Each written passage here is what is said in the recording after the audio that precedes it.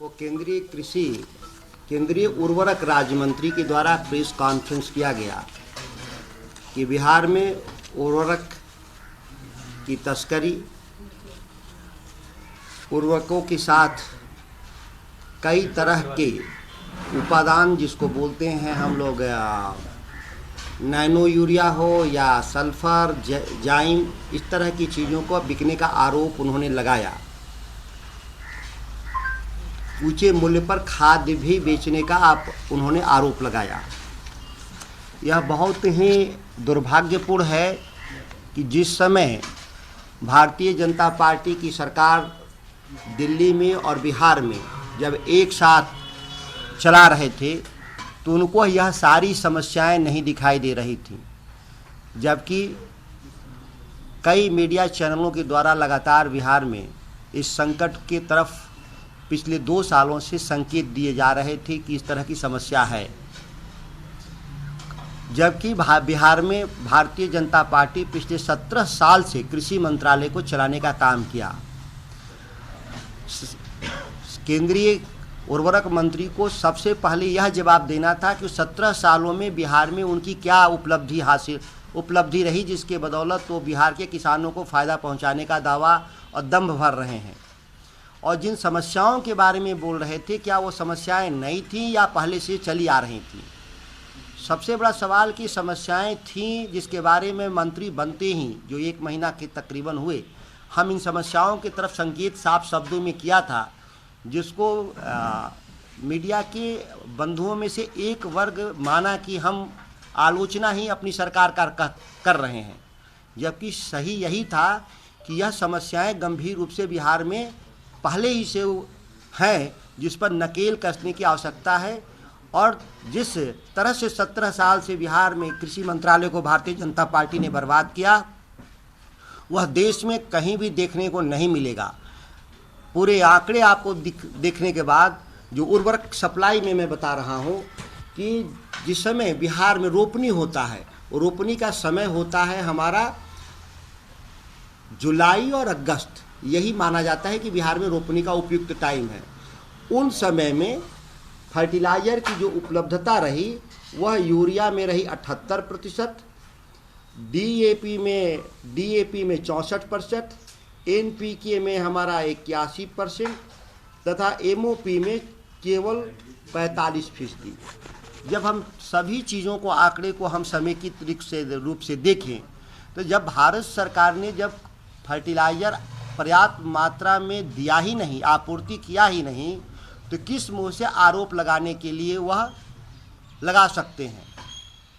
रह गया तस्करी का सवाल और उनके जो टैगिंग बिकने का सवाल, जिन्होंने आरोप लगाया कि ये मच्छरदानी और छाता इस तरह के नॉन टैग सब्सिडी आइटम को टैग किया गया। यह पिछले कई सालों से, जिसकी बात हम इसलिए नहीं कर रहे हैं कि ये कई सालों से ये काम चल रहा था बिहार में। यह कंपनियां जो हैं ये भारत सरकार की कंपनियां हैं। जब केंद्रीय मंत्री जानते हैं कि भारत सरकार की कंपनियां बिहार के साथ बिहार को एक उपनिवेश के रूप में देखती हैं, वह एक कंज्यूमर स्टेट के रूप में देखती हैं और वो तरह तरह से बिहार के किसानों को प्रताड़ित करती हैं, जो उनके पास पर्याप्त आंकड़े और साक्ष्य पहले से ही हैं, जिसकी मैं बार बार चर्चा कर रहा हूँ, तो अपनी कंपनियों पर उन्होंने कार्रवाई क्यों नहीं किया? साफ कानून में लिखा है उर्वरक एक्ट में कि कोई भी फर्टिलाइजर अगर सब्सिडी से ज़्यादा ऊंचे दाम पर बिकेगा बाजार में तो उसको सब्सिडी नहीं दी जाएगी। सब्सिडी कौन देता है? भारत सरकार। किसको देता है? भारत सरकार अपनी कंपनियों को देता है। तो जब आप स्वीकार कर रहे हैं कि बिहार में आपने ऊंचे मूल्य पर सब्सिडी बेचा, तो आप किस आधार पे उस कंपनियों को सब्सिडी देने का काम किया?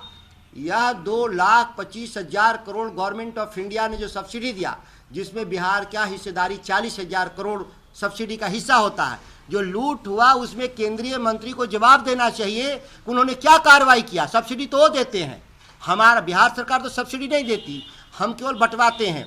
बंटवाने की क्रिया में जब आपने कम दिया तो कृत्रिम जो संकट पैदा हुआ, उस कृत्रिम संकट से बिहार के किसानों को परेशानी हुई। यह बात किसी से छुपा हुआ नहीं है। लगातार जो केंद्र सरकार के जो मंत्री जब से सत्ता परिवर्तन हुआ है वह मानसिक रूप से विक्षिप्त हो गए हैं कि बिहार जैसे राज्य में भारतीय जनता पार्टी केंद्र सरकार को जो चुनौती मिल रहा है, राष्ट्रीय जनता दल नीति गठबंधन जो महागठबंधन है, उससे वह मानसिक रूप से परेशान होकर झूठे आरोप लगा रहे हैं। यही मेरा कहना है। पूरे जो फर्टिलाइजर सब्सिडी है उसकी पूरी पॉलिसी को हम बदल रहे हैं।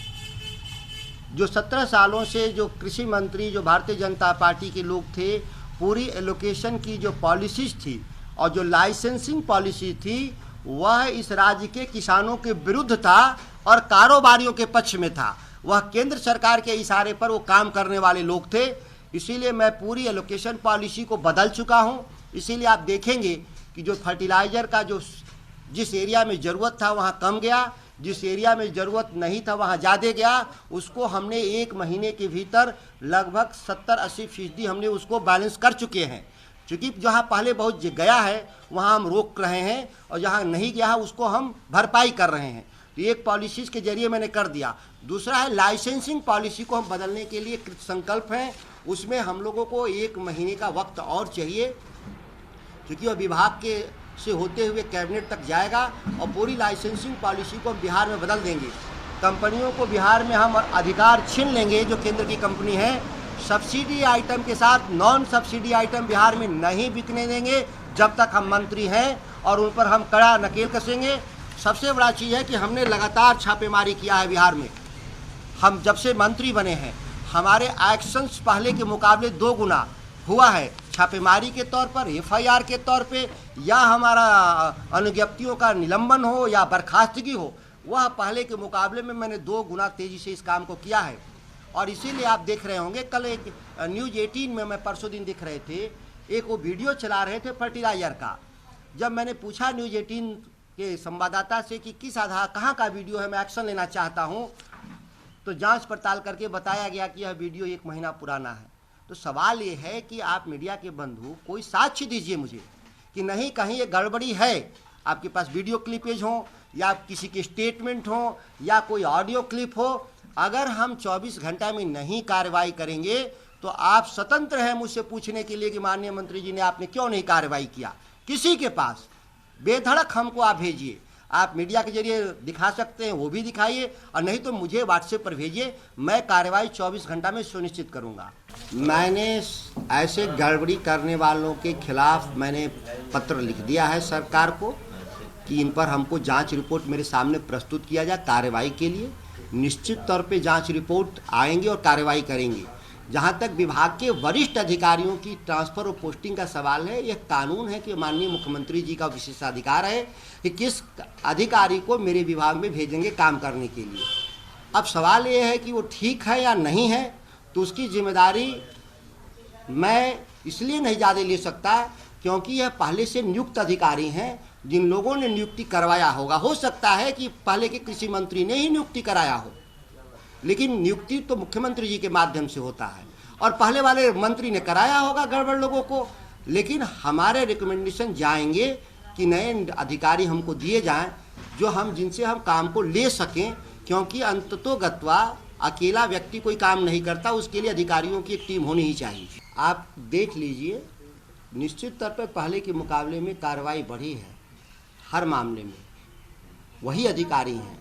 लेकिन मैं अब भी मैं स्वीकार करता हूं कि कुछ तब्दीली की आवश्यकता है, और हमारे सभी लोगों का कहना है, मंत्री जो हम आए हैं, चूँकि हम राष्ट्रीय जनता दल के लोगों के पास जो विभाग आए हैं वो भारतीय जनता पार्टी द्वारा जो संचालित विभाग थे वही आए, और ये Bharatiya Janata party double engine के नाम पे ट्रिपल इंजन की सरकार बना रखे थे, हर जगह अराजकता फैला रहे थे, और उसका हम लोगों को, बिहार के लोगों को खामियाजा भोगना पड़ा। इसके लिए निश्चित तौर पर ये समीक्षा का विषय है सरकार के स्तर पर, और समीक्षा होगी भी। जो केंद्रीय उर्वरक मंत्री का जो बयान है कि हम तो सप्लाई को धीमा कर दिया बिहार में 1 महीना से, जब गड़बड़ी जब था, सवाल है कि 1 महीना पहले जो गड़बड़ी था उसको स्वीकार कर लिया, तो इसका समाधान उनको करना चाहिए, क्योंकि उन्हीं के मंत्री थे 1 महीना पहले तक। तो अपने जो मंत्री थे जो भारतीय जनता पार्टी के, जो उनके सहयोगी थे बिहार में, वो खुद स्वीकार कर ले कि हम लोग अक्षम थे, तो उसको दंडात्मक रूप से जब स्वीकार कर लिया तो दंडात्मक कार्रवाई करनी चाहिए। दंडात्मक कार्रवाई कंपनियों की जगह पे बिहार के किसानों पे दंडात्मक कार्रवाई कर रहे हैं, सप्लाई को धीमा कर दिया। और इस विवाद से क्या लेना देना है? कोई भी विवाद बिहार की जनता के लिए कोई विवाद महत्व नहीं रखता। सभी लोग मिलकर के बिहार की 13 करोड़ जनता की सेवा के लिए आए हैं, वह केंद्र की सरकार हो या बिहार की सरकार हो, इससे कोई फर्क नहीं पड़ता। और जहाँ तक मेरे काम करने का सवाल है, हम लगातार जिलों में जा रहे हैं, लगातार हम विभागों की समीक्षा कर रहे हैं और जो अधिकतम प्रयास है वो हम लगातार कर रहे हैं। मैं पिछले किसी सरकार के बचाव के लिए नहीं बैठा हूँ। जितनी बातें मुझे कहनी है उस मामले में वो मैं कह चुका हूँ कई अवसरों पे। जो अभी वर्तमान केंद्रीय मंत्री का जो बयान था, जिसको आप प्रमुखता से पूरे राज्य भर के लोगों को बताए, वो उसका पक्ष बिहार सरकार का और कृषि विभाग का जो देना था, उसके लिए मैंने इस बात को कहा। जितनी अलग जो सवाल हैं, उस अलग सवालों के जवाब मेरे पहले ही बयान जा चुके हैं। आप चाहें तो पुनः उन बयानों को दोबारा देख करके आप उसको देख सकते हैं। मेरे बयानों में कोई बदलाव नहीं। चौथा जो कृषि रोड मैप आएगा वो बिहार के लिए नहीं, देश के लिए रोल मॉडल होगा। बीज से लेके बाजार तक की पूरी प्रक्रिया। 3 जो कृषि रोड मैप थे उसमें बाजार कहीं नहीं था। जब बाजार नहीं होगा तो किसानों के उत्पाद सही दाम पे नहीं बिकेंगे, उसका सही मूल्यांकन नहीं हो पाएगा। इसलिए पूरी बाजार की भी व्यवस्था चौथे रोड मैप में रहेगा। ये नया चीज आएगा। दूसरी सबसे महत्वपूर्ण बात, हम आंकड़ों के जरिए नहीं, जो बजटरी सपोर्ट के जरिए नहीं, हम नीतियों में व्यापक बदलाव के जरिए कृषि क्षेत्र में हम क्रांतिकारी बदलाव लाएंगे। जिसमें प्रमुख रूप से 2006 में भारतीय जनता पार्टी के मंत्रियों ने क्या किया कि कृषि मंडी कानून को खत्म करवा दिया था। क्योंकि केंद्र में बैठे हुए लोग जो हैं उनके इशारे पर ही हुआ। और देखेंगे आप कि 2021 में आते आते केंद्र सरकार ने भी कृषि मंडी को खत्म करने का काम किया था। हम कृषि मंडी कानून को पुनः हम वापस लाएंगे, जिसमें बाजार में सक्रिय रूप से हस्तक्षेप करेंगे, डिस्ट्रेस सेल नहीं होने देंगे किसानों के साथ जो नाइंसाफी है। इसके अलावा हम लगातार, क्योंकि कृषि रोड मैप नोडल डिपार्टमेंट है मेरा, जिसमें हम 12 डिपार्टमेंट हमारे सहयोगी हैं, उनके भी लक्ष्यों को हम ठीक से दुरुस्त करेंगे कि तभी कृषि क्षेत्र में बिहार में विकास बढ़ेगा। जब समेकित रूप से 12 जो डिपार्टमेंट है वो सहयोग करेंगे, तभी कृषि वास्तविक रूप से बदलेगा। अन्यथा आप देख लीजिए 2011-12 में खाद्यान्न का उत्पादन 1,77,00,000 टन था, और जब हम 21-22 में आते हैं तो बिहार में खाद्यान्न का उत्पादन 1,76,00,000 टन रह गया। 1,00,000 टन घटा है। तो स्वाभाविक है कि 2 कृषि रोड मैप सही दिशा में नहीं काम किए, जिसके चलते परेशानी में बिहार के लोग हैं। जबकि दशकीय जनसांख्यिक वृद्धि दौर 25% माना जाता है, आबादी बढ़ी होगी 10 सालों में बिहार की, तो अतिरिक्त 25% जो जनसंख्या बढ़ा, उसके लिए हम अतिरिक्त खाद्यान्न का उपाय बिहार में नहीं कर पाए। ये सबसे बड़ी चुनौती है। पूरे रोड मैप में जो मैं भूमिका अधिकारियों का सीमित कर दिया। पहले जो केवल अधिकारी बनाते थे, इसमें अब विशेषज्ञों को मैंने डाल दिया।